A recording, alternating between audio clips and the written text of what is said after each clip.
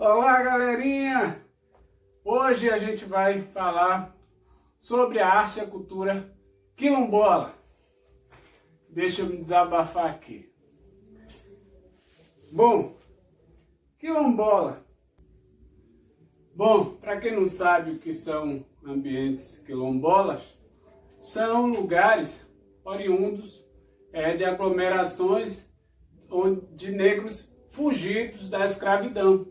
Então, esse negro cansado de ser maltratado, cansado de ser explorado, eles fugiam dessas fazendas e assim formavam grupos. E desses grupos cada vez maiores iam formando localidades, iam formando povoados que chamamos de quilombola, por causa de um termo, claro, africano, que era lugar de descanso de negro. Mas vindo para o Brasil, essa palavra ela foi usada para lugar de refúgio de negro, ou seja, onde o negro se refugiava dos senhores que escravizavam esses negros. Enfim, bom, então vamos ao que interessa, que é a cultura e a arte oriunda, desenvolvida, claro, dessa parcela do povo brasileiro, que afinal, é uma cultura bastante rica, uma cultura bastante forte, uma cultura preenchida de história, ou seja, são produções históricas, são produções que nos fazem perceber toda essa história, desde o Brasil colônia até a atualidade. Então, através dessas manifestações que a gente entende muito sobre a história que a gente lê no livro. Então, eu vou apresentar aqui alguns exemplos, vamos ficar muito presos aqui, claro, no nosso recôncavo, né, que é rico na produção dessas manifestações. Então, vamos lá. Primeiro, eu vou apresentar aqui para vocês, no caso, a careta de Acupe. Acupe, terra do meu coração, terra onde eu moro. Então vamos lá. A careta de Acupe, ela, segundo os historiadores, ela nasce do quê? De uma festa carnavalesca em que os senhores traziam, no caso os portugueses, traziam máscaras para poder fazer essa festa de carnaval. Como o negro não ganhava essas máscaras, eles faziam essas máscaras e assim participavam. Chegou um tempo que os senhores permitiram até pela beleza dessas máscaras. Então começaram a produção dessas máscaras. Só que com o tempo essa máscara ela também foi usada na guerra contra os portugueses que estavam aqui na Bahia e assim foram expulsos no 2 de julho. Então, no caso, esses negros que se residiam aqui na terra quilombola acupense, eles utilizaram dessas máscaras para amedrontar esses inimigos portugueses. Então também se tem esse vínculo político, não só da questão da história afro, mas também na questão da independência da Bahia. Então a gente vai ver aí um pouco dessa história.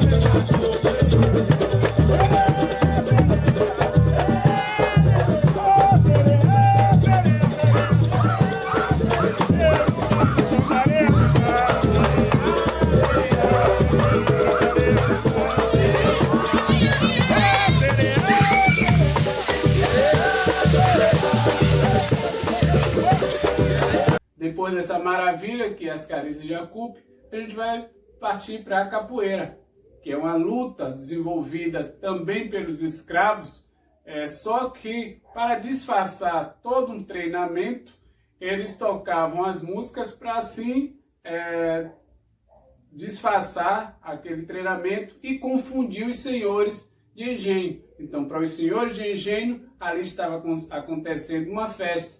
Porém, para os escravos, ali estava tendo um treinamento de luta, porque era através dessa luta que eles conseguiam dominar o caçador, dominar a pessoa que estava ali lutando contra eles, e assim conseguir fugir e a tal sonhada liberdade. Então temos aí o exemplo da capoeira. Vejam aí.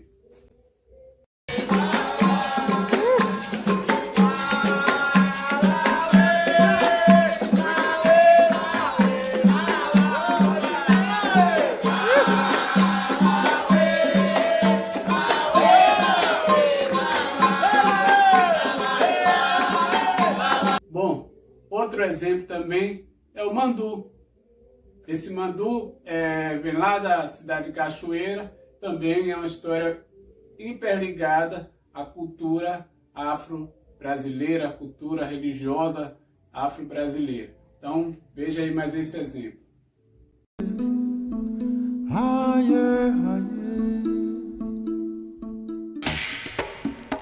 A partir desse mito é que você vai ter a figura do mandu, que ele não pode ser identificado, não pode saber quem é que está ali, né? Ele não pode também falar para que a sua voz não seja identificada, então ele fala por voz falsete. E é isso que caracteriza o mandu.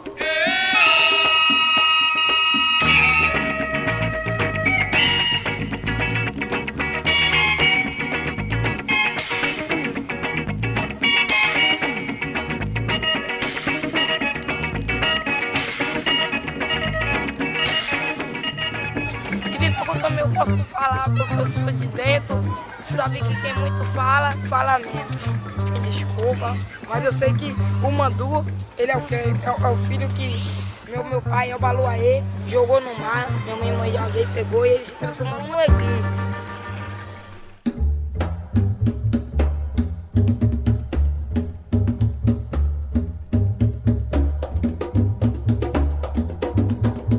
Na África, hoje, né, em determinados lugares, determinadas comunidades simples, rurais do interior do Benin, por exemplo, determinadas disputas cotidianas, domésticas, problemas domésticos, não é resolvido pela justiça, né, por uma lei que eventualmente exista, mas é resolvida pela presença do Egum. Ele é chamado, ele é invocado, ele é manifestado, e ali ele vai resolver aqueles problemas que estão existindo. Tem alguns que parece assim como se fosse uma pessoa viva e tudo mais, com um véu, uma coisa e tudo mais que transparece isso. No nosso caso, dos Eguns de Oió e Queto, não há isso, é um mistério, ninguém sabe o que é, o que deixa de ser. É uma questão de cada um ter a fé. Mais um exemplo dessa nossa rica cultura quilombola, a gente tem o samba de roda, essa alegria, essa festa que é essa dança, essa música do samba de roda. Então veja um pouco sobre essa também cultura. Temos o Maculelê, cuja história fala entre a luta de duas tribos, no qual um escravo, ele com 2 paus, ele conseguiu ganhar essa luta e libertar, no caso, seu povo. E essa luta é toda dramatizada através da dança, toda contada através da dança. Então vamos dar uma olhada aí nessa dança do Maculelê. Boa noite pra quem é de boa noite, ô bom dia pra quem é de bom dia. A bênção, meu papai, a bênção, Maculelê é o rei da valentia. Ô boa noite pra quem é de boa noite, ô bom dia pra quem é de bom dia. Mais um exemplo dessa nossa rica cultura quilombola, temos o bembé, que é extremamente ligado à religiosidade afro-brasileira, mas também tem lá suas lutas políticas. Veja. Luar de Santo Amaro, ponte do Xarel. Um ato que comemora a liberdade. Um rito de agradecimento a divindades religiosas. Um momento muito especial para integrantes de uma rica manifestação cultural de matriz africana. A solicitação de registro da celebração que acontece em Santo Amaro, no Recôncavo Baiano, foi destaque na reunião do Conselho Consultivo do Patrimônio Cultural, realizada nesta quinta-feira, 13 de junho. É um momento esperado, é um momento de resistência, de luta, de afirmação do povo negro, uma afirmação do Bembé, faz 130 anos, é uma manifestação religiosa que acontece há 130 anos, e hoje, dia 13 de junho, dia de Santo Antônio, dia de Ogum, ser patrimônio imaterial, registrado como patrimônio no Brasil, isso é para a gente importantíssimo, não só para mim, mas para a comunidade negra, para a comunidade de terreiro, para o povo brasileiro e para o mundo. O Bembé do Mercado, realizado há 130 anos para comemorar o fim da escravidão, foi reconhecido como Patrimônio Cultural do Brasil. A decisão do Instituto do Patrimônio Histórico e Artístico Nacional foi comemorada pelos herdeiros da religiosidade de matriz africana. E voltando cá para o meu acúpio, a gente tem o bombacho, a burrinha e, claro, o nosso glorioso, para fechar nossa aula de hoje, o Negro Fugido, que conta toda essa história através desse teatro de rua entre a escravidão e a libertação dos negros. É um teatro muito bom, é um teatro arrepiante, é uma dramatização fantástica que vale a pena assistir. Então atrai muito turistas para a nossa comunidade. Enfim, veja aí, porque só vendo você percebe essa riqueza e essa perfeição de dramatização. Valeu!